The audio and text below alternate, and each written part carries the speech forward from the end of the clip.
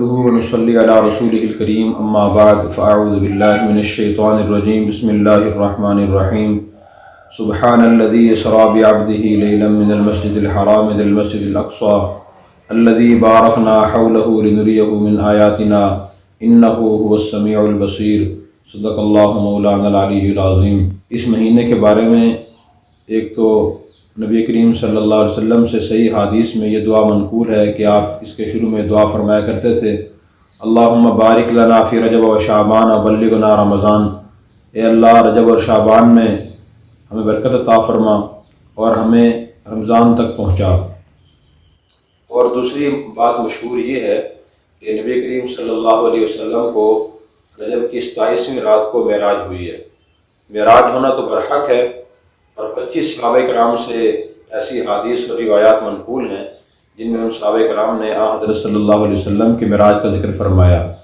معراج کا مطلب یہ ہے کہ آپ صلی اللہ علیہ وسلم کو حضرت ام ہانی کے گھر سے رات کے وقت حضرت جبرائیل علیہ السلام اور فرشتوں کی ایک جماعت آپ کو حتیم میں لے گئی، اور پھر وہاں سے آپ کا شق صدر ہوا۔ جبرائیل علیہ السلام نے آپ کو لٹا کر آپ کا سینہ مبارک چاک فرمایا، اس میں سے دل اور سینے کی چیزیں نکالیں اور پیٹ کی چیزیں نکالیں، ان کو آب زمزم سے دھویا، پھر دھونے کے بعد ان کو سب دوبارہ وہیں سیٹ کر دیا۔ پھر آپ فرماتے ہیں کہ میرے پاس ایک سواری لائی گئی جس سے براق کہا جاتا ہے، وہ گھوڑے سے خچر سے ذرا چھوٹا تھا اور گدھے سے کچھ بڑا تھا، سفید رنگ کا یہ جانور تھا، اس پر آپ کو بٹھا کر لے جایا گیا۔ آپ صلی اللہ علیہ وسلم نے اس کی تیزی یہ بیان فرمائی کہ جہاں اس کی نظر پڑتی تھی وہاں ایسا قدم پڑتا تھا، اتنا تیز رفتار جانور تھا۔ اور آج بھی ایسی تیز رفتار سواریاں ممکن ہیں۔ جاپان یا چائنا نے ایک ٹرین بنائی ہے جو 600 کلومیٹر فی گھنٹہ کی رفتار سے چلتی ہے۔ جہاز کی تیزی تو سب کے سامنے ہے کہ کتنی تیز رفتار سواری ہے، بہرحال ممکن ہے، اور شاید اسی براق کی تیز رفتاری کو دیکھ کر ہی انسانوں نے تیز سواریاں بنانے کی طرف توجہ کی ہے۔ بہرحال پھر وہاں سے آپ بیٹھے اور بیٹھ کر آپ صلی اللہ علیہ وسلم بیت المقدس پہنچے۔ بیت المقدس اور مکہ المکرمہ کے درمیان جو آپ کا سفر ہوا اسے اسراء کہا جاتا ہے، اور جو سفر پھر بیت المقدس سے آسمانوں کی طرف ہوا اسے معراج کہا جاتا ہے، اور عام طور پر دونوں حصوں کو معراج ہی کہہ دیا جاتا ہے۔ جو واقعہ اسراء ہے اس کا ذکر قرآن کریم کی سورہ بنی اسرائیل پارہ نمبر 15 میں اللہ تعالیٰ نے بیان فرمایا سبحان الذی اسریٰ بعبدہ لیلا من المسجد الحرام الی المسجد الاقصی، پاک ہے وہ ذات جو اپنے بندے کو رات کے وقت مسجد حرام سے مسجد اقصی تک لے گئی۔ یہ اسراء کا ذکر ہے۔ فرمایا بعبدہ، اپنے بندے کو لے گئی۔ اس سے معلوم ہوا کہ نبی کریم صلی اللہ علیہ وسلم بنفس نفیس اپنے جسم عنصری کے ساتھ تشریف لے گئے تھے۔ یہ معراج کا جو واقعہ ہے وہ خواب کا واقعہ نہیں ہے، بلکہ بیداری کی حالت میں جاگتے ہوئے جسم اطہر کے ساتھ آپ صلی اللہ علیہ وسلم کے جانے کا واقعہ ہے۔ راستے میں اس واقعہ اسراء میں کئی واقعات پیش آئے۔ حضرت جبرائیل علیہ السلام نے آپ سے عرض کیا کہ یا رسول اللہ یہاں ٹھہریے اور اتر کر 2 رکعت نماز ادا فرمائیے۔ آپ نے 2 رکعت نماز ادا فرمائی، اور آپ نے پوچھا کہ جبرائیل یہ کون سی جگہ ہے؟ تو جبرائیل علیہ السلام نے بتایا کہ یہ آپ کے ہجرت کی جگہ ہے۔ آپ نے فرمایا میں نے دیکھا وہاں کھجوروں کے درخت بہت زیادہ تھے، یہ مدینہ طیبہ کا علاقہ تھا۔ کچھ دیر اور چلے، پھر جبرائیل علیہ السلام نے عرض کیا یا رسول اللہ یہاں بھی ٹھہریے اور یہاں 2 رکعت نماز ادا فرمائیے۔ آپ نے وہاں اتر کر 2 رکعت نماز ادا فرمائی۔ پھر آپ نے پوچھا کہ جبرائیل یہ کون سی جگہ ہے؟ حضرت جبرائیل علیہ السلام نے عرض کیا کہ یہ کوہ طور ہے، جہاں حضرت موسیٰ علیہ السلام اللہ تعالیٰ سے ہم کلامی کا شرف حاصل فرمایا کرتے تھے۔ پھر کچھ دیر اور چلے، اور پھر جبرائیل علیہ السلام نے عرض کیا کہ یا رسول اللہ یہاں بھی اتریے اور 2 رکعت نماز ادا فرمائیے۔ آپ بھی وہاں اترے اور 2 رکعت نماز ادا فرمائی۔ پھر آپ نے پوچھا کہ جبرائیل یہ کون سی جگہ ہے؟ حضرت جبرائیل علیہ السلام نے عرض کیا کہ یہ بیت اللحم ہے، جہاں حضرت عیسیٰ علیہ السلام کی ولادت ہوئی تھی۔ اسی طرح اس اسراء کے سفر میں اور بھی کئی واقعات پیش آئے۔ ایک واقعہ یہ پیش آیا کہ آپ صلی اللہ علیہ وسلم نے کچھ لوگوں کو دیکھا کہ وہ ایک ہی دن میں کاشت کرتے تھے، بیج ڈالتے تھے، اور اسی دن ان کی فصل تیار ہو جاتی تھی اور وہ کاٹ لیتے تھے، دوبارہ پھر بیج ڈالتے، پھر فصل تیار ہو جاتی تھی۔ تو آپ نے پوچھا کہ جبرائیل یہ کون لوگ ہیں؟ تو جبرائیل علیہ السلام نے جواب دیا کہ یہ خلاص نیت سے اللہ کے راستے میں جہاد کرنے والے مجاہدین کے اجر و ثواب کا اللہ نے منظر آپ کو دکھایا ہے کہ ان کو اللہ تعالیٰ 700 گنا یا اس سے بھی زیادہ ثواب عطا فرماتے ہیں۔ کام چونکہ بڑا خطرناک ہے، مشقت والا کام ہے، اس لیے اجر بھی بہت زیادہ ہے۔ آپ فرماتے ہیں کہ پھر میں نے اس سفر میں کچھ لوگوں کو دیکھا، ان کے پیٹ کمروں کی طرح بڑے بڑے تھے اور باہر سے ان کے پیٹ کے اندر سانپ بچھو پھرتے ہوئے نظر آ رہے تھے۔ میں نے پوچھا جبرائیل یہ کون لوگ ہیں؟ بتایا کہ یا رسول اللہ یہ وہ لوگ ہیں جو آپ کی امت میں سود کھاتے ہیں، ان کو قیامت کے دن ایسا عذاب ہوگا۔ پھر آپ فرماتے ہیں کہ میرا گزر کچھ ایسے لوگوں سے ہوا جن کی زبانیں کینچی سے کاٹی جا رہی تھی۔ تو میں نے پوچھا جبرائیل یہ کون لوگ ہیں؟ جبرائیل علیہ السلام نے عرض کیا کہ یا رسول اللہ یہ آپ کی امت کے وہ لوگ ہیں جو فتنے کی باتیں کرتے تھے، یعنی ایسی باتیں کرتے تھے جن سے گھروں میں، خاندانوں میں، بھائیوں میں، رشتہ داروں میں فتنہ فساد پیدا ہوتا تھا، امت میں انتشار پھیلتا تھا، فرقہ واریت پھیلتی تھی۔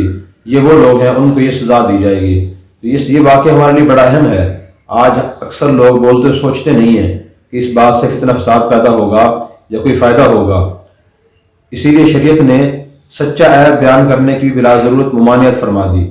غیبت سچا عیب ہوتا ہے کہ ایک آدمی کسی گناہ میں مبتلا ہے، برائی میں مبتلا ہے، ہم اسے دیکھتے ہیں اور پھر پسے پشت کہہ دیتے ہیں کہ فلاں آدمی تو نماز نہیں پڑھتا، فلاں شراب پیتا ہے۔ تو بلا ضرورت، بغیر ضرورت کے یہ بات بیان کرنا غیبت ہے اور شرعی لحاظ سے حرام ہے۔ نبی کریم صلی اللہ علیہ وسلم نے ارشاد فرمایا الغیبت اشد من الزنا، غیبت کا گناہ زنا سے ہی بدتر ہے، کیونکہ جو آدمی زنا کرتا ہے وہ چھپ کر کرتا ہے اور اللہ کی حق تلفی کرتا ہے، اللہ معاف فرمائے۔ اور اللہ کے حقوق کی حق تلفی کرنا بھی گناہ ہے، لیکن وہ کم درجے گناہ ہے۔ اور جو غیبت کرتا ہے وہ ایک بندے کی عزت پہ حملہ کرتا ہے، اس کو بدنام بے عزت کرنے کی کوشش کرتا ہے، اس میں بندے کی حق تلفی ہوتی ہے، اور بندے کی حق تلفی گناہ اللہ کی تلفی سے بڑا گناہ ہے۔ اور جو آدمی غیبت کرتا ہے وہ اعلان کرتا ہے، اسے گناہ بھی نہیں سمجھتا۔ جس گناہ گار آسان سمجھے اور ہلکا سمجھے، اسے گناہ ہی نہ سمجھے اور سر عام کرے اور پھر اسے توبہ بھی نہ کرے، اس گناہ کی شدت اور جرم میں اضافہ ہو جاتا ہے۔ اس لیے فرمایا کہ غیبت کا گناہ زنا سے ہی بدتر ہے۔ اسی طرح لوگ زبان سے چغلی کرتے ہیں۔ چغلی کا مطلب یہ ہے کہ کسی شخص کے بارے میں دوسرے کو ایسی بات کہنا کہ سننے والا اس سے متنفر ہو جائے، یہ چغلی ہے، یہ بھی حرام ہے۔ نبی کریم صلی اللہ علیہ وسلم نے ایک مرتبہ فرمایا کہ میں نے 2 قبر والوں کو دیکھا ہے، مردوں کو ان کو عذاب ہو رہا ہے۔ فرمایا کہ ان میں سے ایک کو عذاب تو اس لیے ہو رہا ہے فلا یستنزہ من البول، کہ پیشاب کے چھنٹوں سے احتیاط نہیں کرتا تھا، اور دوسرے کو بارے میں فرمایا کہ یمشی بالنمیمہ، اسے عذاب اس لیے ہو رہا ہے کہ وہ چغل خوری کرتا تھا۔ تو یاد رکھیں کسی کا عیب، کسی کی غلطی، کسی کا جرم بغیر ضرورت کے بیان کرنا شرعی لحاظ سے بھی حرام اور منع ہے، اور یہ اتنا بڑا گناہ ہے کہ آپ نے فرمایا کہ میں نے معراج کی رات میں، اسراء کی رات میں دیکھا کہ ایسے لوگوں کے ہونٹ آگ کی کینچیوں سے کاٹے جا رہے تھے۔ تو جب بھی ہم بولیں تو بولنے سے پہلے سوچیں کہ اس بات سے فتنہ تو پیدا نہیں ہوگا، اگر فتنہ پیدا ہو تو اس سے بچنے کی کوشش کریں۔ نبی کریم صلی اللہ علیہ وسلم نے ایک اور حدیث پاک میں ارشاد فرمایا کہ مسلمان جو جہنم میں جائیں گے ان میں سے اکثریت ان لوگوں کی ہوگی جو اپنی زبان پہ سے جہنم میں جائیں گے۔ دیکھیں آپ نے یہ نہیں فرمایا کہ وہ نماز نہ پڑھنے میں جہنم میں جائیں گے یا زکوٰۃ نہ دینے میں جہنم میں جائیں گے۔ بہرحال یہ فتنے کی بات بولنا خطرناک چیز ہے اور اس کا گناہ اور اس کی سزا بہت زیادہ ہے، ہمیں اس سے احتیاط کرنی چاہیے۔ پھر آپ نے فرمایا کہ میں نے کچھ ایسے لوگوں کو دیکھا جن کے سر پتھر سے کچلے جا رہے تھے، جیسے سر کچلا جاتا اور پھر دوبارہ کچلنے کی کوشش آتی، پھر وہ ٹھیک ہو جاتا۔ میں نے پوچھا جبرائیل یہ کون لوگ ہیں؟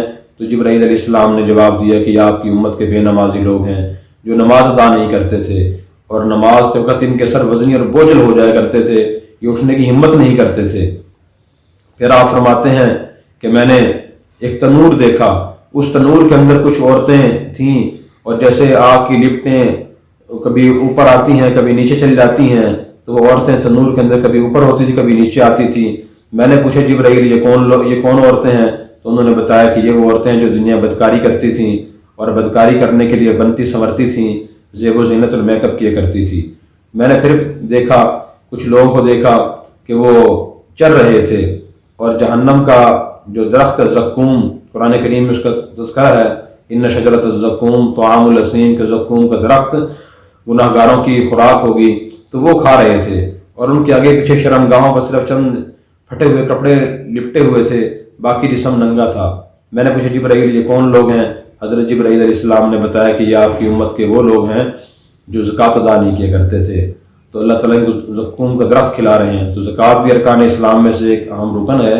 जिन ख़वातीन के पास या मर्दों के पास पैसे, ज़ेवरात या दुकान का सामान या नकदी हो, तो उनको हिसाब करके अगर उन पर ज़कात फ़र्ज़ होती है तो ज़कात अदा करने की पूरी कोशिश करनी चाहिए।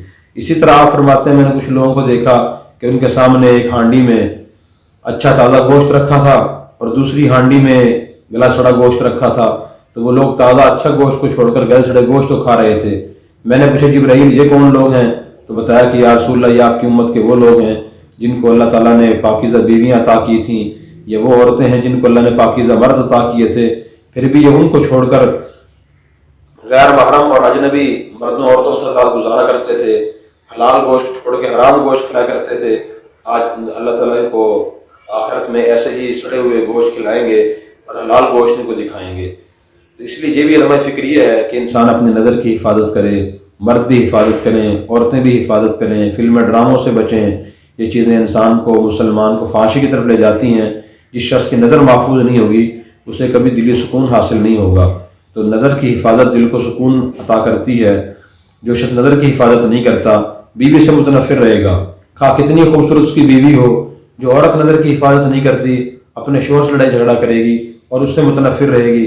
उसे और मर्द अच्छे लगेंगे, अपना शोहर उसे बुरा लगेगा। इसी तरह आप सल्लल्लाहु अलैहि वसल्लम ने कुछ लोगों को देखा कि वो और गुनाहों में मुब्तला थे और उनको तरह तरह की सजाएं हो रही थी। तो आपने ये चीज़ें उम्मत को इसलिए बयान फरमाई और अल्लाह ताला ने आपको इसलिए दिखाई ताकि आप जाके लोगों को बताएं और लोग इन गुनाहों से बचने की कोशिश करें। आज मुसलमानों में एक बड़ी गलतफहमी है कि अल्लाह गफूर रहीम है। इंसान जानबूझ के गुनाह करता है तो गुनाह करते उसे मना करता है तो कहते हैं अल्लाह गफूर रहीम है। अल्लाह गफूर रहीम होने का मतलब ये है किसी मुसलमान से गलती से, गफलत कोताही से गुनाह हो जाए तो इंसान तौबा कर ले। इसका मतलब ये नहीं कि इंसान जानबूझ के गुनाह करता रहे और ये कहता रहे कि अल्लाह ताला गफूर रहीम है। बहरहाल ये इसरा के वाक़यात थे जो मस्जिद हराम से मस्जिद अक्सा तक पहुँचने के दरमियान वाक़यात पेश आए हैं। उसके बाद फिर क्या हुआ वो इंशाअल्लाह आइंदा अर्ज़ करेंगे। अल्लाह तबारक व तआला हमें वाक़या इसरा से सबक हासिल करने की तौफीक अता फरमाए।